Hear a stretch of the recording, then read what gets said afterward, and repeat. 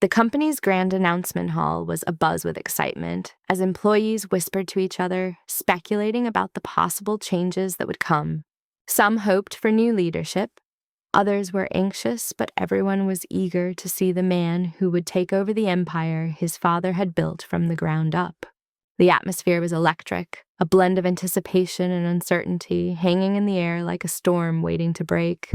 Then the doors opened, and he walked in, the boss's son. He strode to the stage as if he owned not just the company, but the entire world. His expensive suit was tailored to perfection, his hair slicked back with precision, and the arrogance in his smirk was impossible to ignore. He swept his eyes across the room, which lit up with a sense of power he clearly hadn't earned. The employees' applause was hesitant, unsure whether they were welcoming a leader or a tyrant. I had been working at this company for years, dedicating my time, effort, and loyalty to its growth. I had been through the struggles that contributed to its success and had earned the respect of my colleagues, but none of that mattered to him. His gaze fell upon me, and I immediately felt the shift in the room's energy. He tilted his head slightly, his smirk deepening, as if he had been waiting for this moment. With an almost dramatic, feigned sigh, he shook his head. Tsk, tsk. He mused, his voice dripping with condescension. It seems this company has been carrying some unnecessary deadweight for far too long. A few whispers rippled through the crowd, people exchanging nervous glances. Then, in a swift, almost effortless movement, he pulled out a document and held it up for everyone to see. My name was printed in bold at the very top. I believe in boldness, he continued, his voice laced with cruel delight, in making decisions quickly. And my first executive order as the new CEO is to eliminate the dead weight. He extended his arm, handing me the termination letter with a smug smile. We don't need old liabilities like you. A stony silence fell over the room. Gasps could be heard. Some employees covered their mouths in shock. Others shifted uncomfortably, unsure how to react. The ultimate humiliation of being fired so publicly should have crushed me, but I didn't flinch. I didn't beg. I didn't even argue. Instead, I took the letter from his hand, my expression unreadable. Then I smiled. It wasn't a smile of submission, not even a grimace. It was a knowing smile that momentarily baffled him. He expected me to crumble, to plead for my position, but I gave him nothing.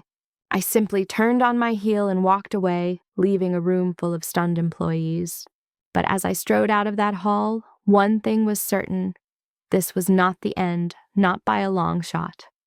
As I stepped out of the office building, a cold wind blew against my face, but I felt a chill not from the weather, but from the realization that everything I had worked for over the years, the countless hours dedicated to perfecting my craft, my unwavering loyalty to this company had been tossed aside in an instant.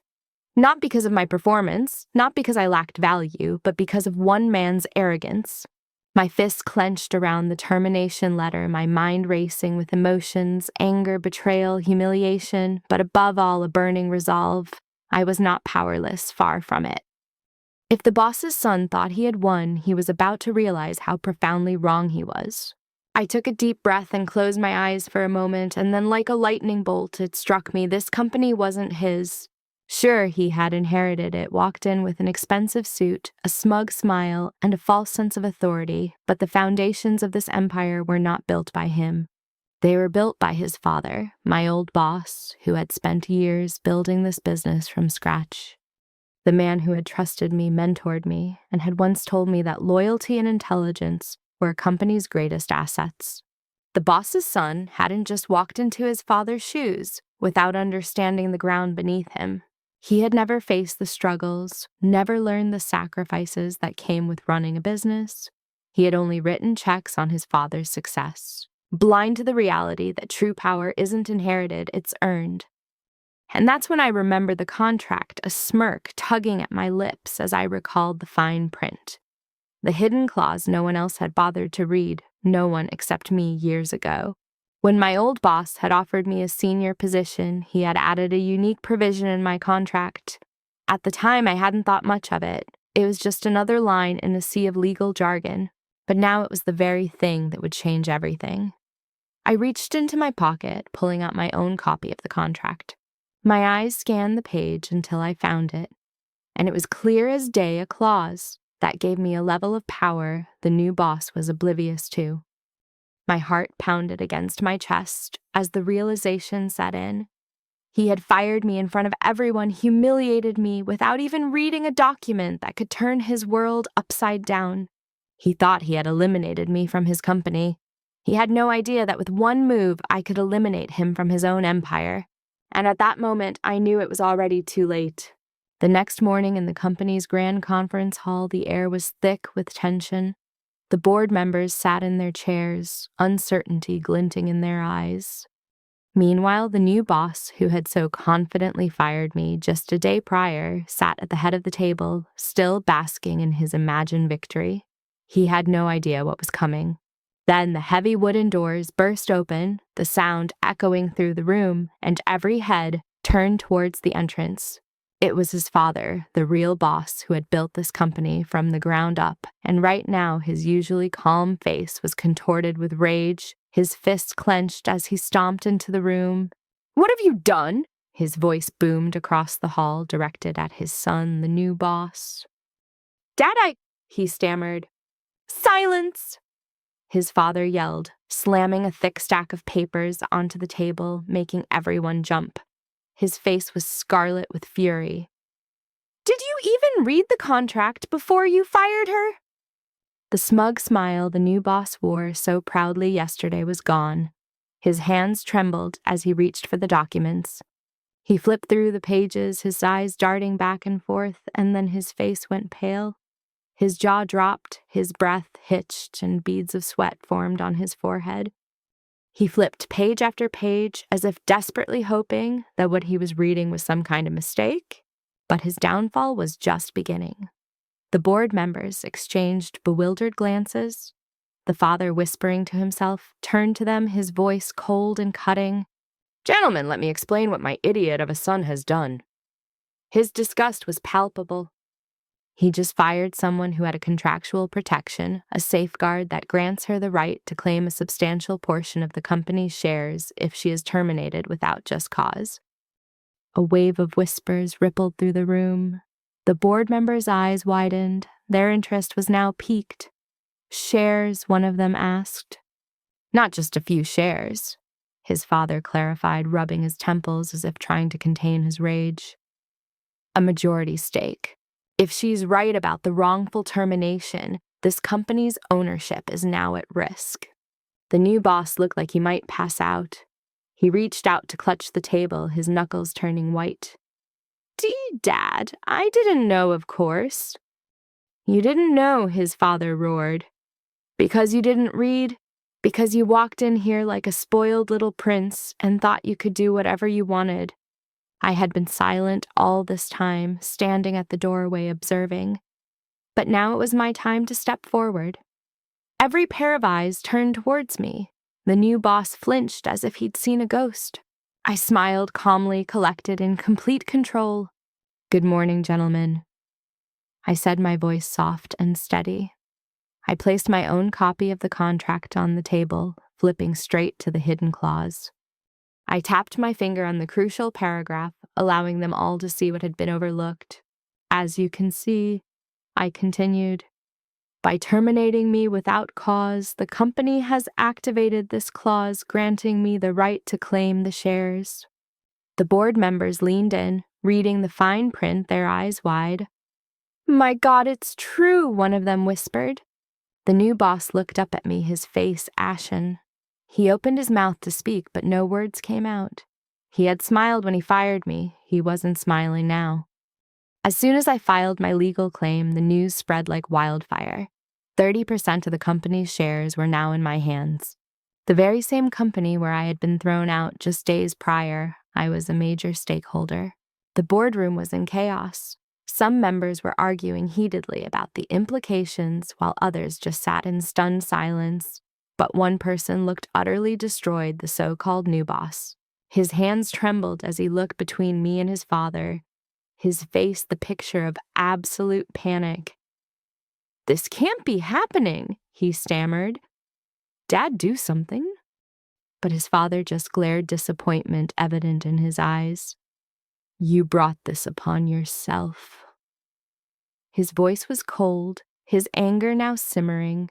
Making it even worse, the employees who had once watched in disgust were starting to observe from the sidelines. I could hear whispers among them murmuring, "She deserves better," and "He was always so arrogant, treating us like trash.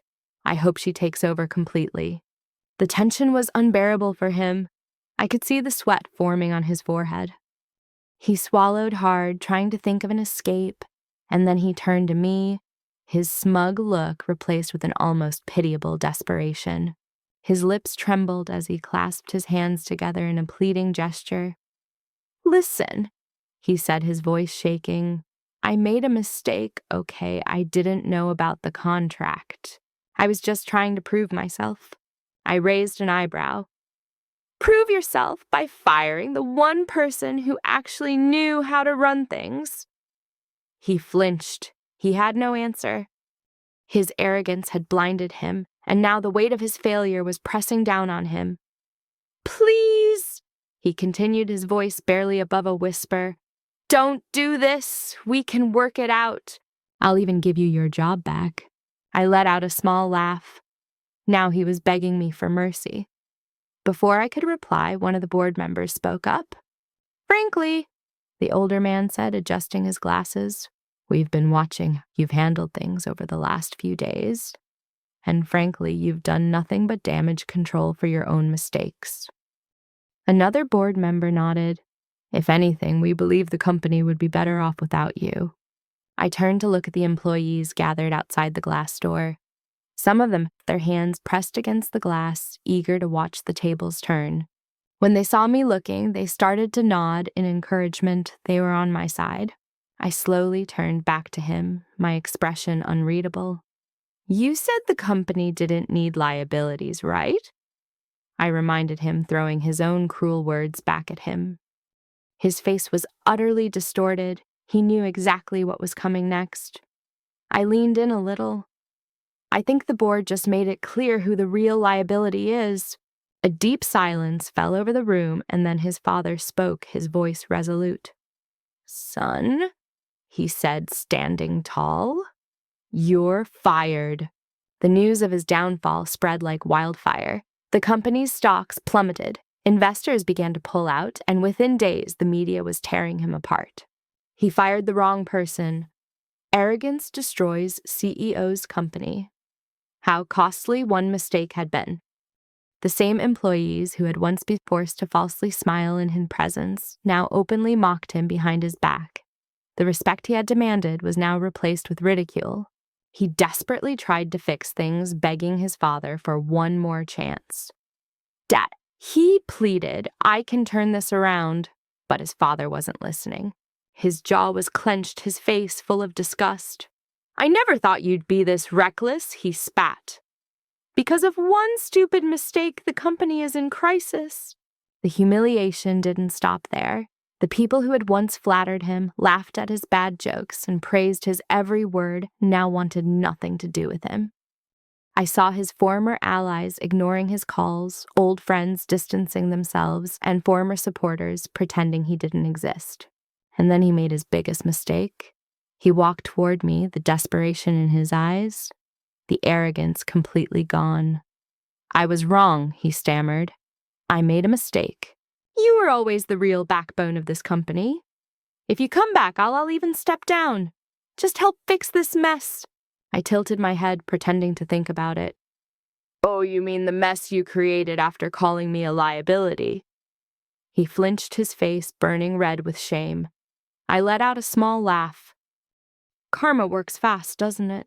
At that moment, the board members who had been discussing something serious fell silent.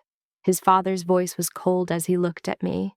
"I would like to formally offer you a position on the board," he said. I smirked. That was the final nail in the coffin. All the color drained from the son's face. This was the moment he truly realized he had lost everything. The final board meeting was held in the same grand conference hall where he had once stood proudly mocking me in front of everyone. But today the tables had completely turned. His father sat at the head of the table, his face as hard as stone. The other board members exchanged glances, some looking disappointed. The air was thick with tension. "We have reached a decision," his father announced, his voice cold and decisive. He looked around, then took a deep breath before speaking the words that would shatter his son's world. "Effective immediately, you are being stripped of your position as CEO." The room fell silent for the first time. The once arrogant man didn't say a word. His hands gripped the table, his knuckles turning white. "What?" He stammered, his eyes darting around the room, searching for support, but there was none. "This isn't fair," he yelled, slamming his fist on the table. "I did everything I could." "You can't do this to me." His father's gaze didn't waver. "No, you got everything wrong, one after the other." The board members nodded in agreement. The vote was unanimous. I sat across from him and watched the panic and disbelief on his face. It was over. As the meeting concluded, I stood up, smoothing down my jacket. With measured steps, I walked towards the door, the same door he had perhaps forced me out of. But this time I was the one leaving with the power. Before stepping out, I turned back, offering him one last gentle look. "You were right about one thing," I said, my voice calm but cutting. "This company doesn't need liabilities." His face went pale. I walked out with the same confidence, leaving him behind, broken, defeated, and powerless. Time had finally given me what I truly deserved. Sitting in my new corner office, I gazed at the skyline through the large glass windows. The company was mine now, not just in name, but in power. I was the majority shareholder, the decision maker, the one truly in control. The same people who had once hesitated to acknowledge me now stood in respect. The employees who had seen me humiliated that day now worked under my leadership. The boardroom that once echoed with his scorn now resonated with my decisions. And he was nothing more than a news story about a fallen prince. The news of his downfall spread quickly, how the arrogant son had been ousted from his own family's empire. Rejection followed rejection. No company wanted to touch him. His name had become synonymous with failure and recklessness. I heard from an old colleague that he was desperately job hunting, knocking on doors that refused to open for him. The same man who had laughed at me now found himself ridiculed by the world. Karma had worked perfectly. One evening, at an exclusive company event, I saw him standing near the entrance, awkwardly out of place, ignored, invisible. He looked smaller, defeated, a shadow of the man he once was. He met my gaze, and for a moment I saw regret and despair. He took a hesitant step forward, as if to say something, an apology, perhaps a plea. But I simply smiled, took a sip of my champagne, and said the words that ended it all. "Always read the fine print." His face crumpled, his shoulders slumped, and as I turned away, I knew he had finally learned his lesson. As I walked out of the building, I glanced back one last time. He was still standing there, agitated and humiliated. No one was paying him any attention. The people who had once bowed to him now avoided even looking his way. As I stepped into my luxury car, a small smirk crossed my face. I hadn't just won in business, I had proven a point. Justice had been served and karma had played its part. He thought I was weak, but today he learned that true power comes not from status, but from intelligence. Life has a way of turning the tables when you least expect it. Remember that arrogance leads to ruin, and the person you underestimate today might be the one you answer to tomorrow.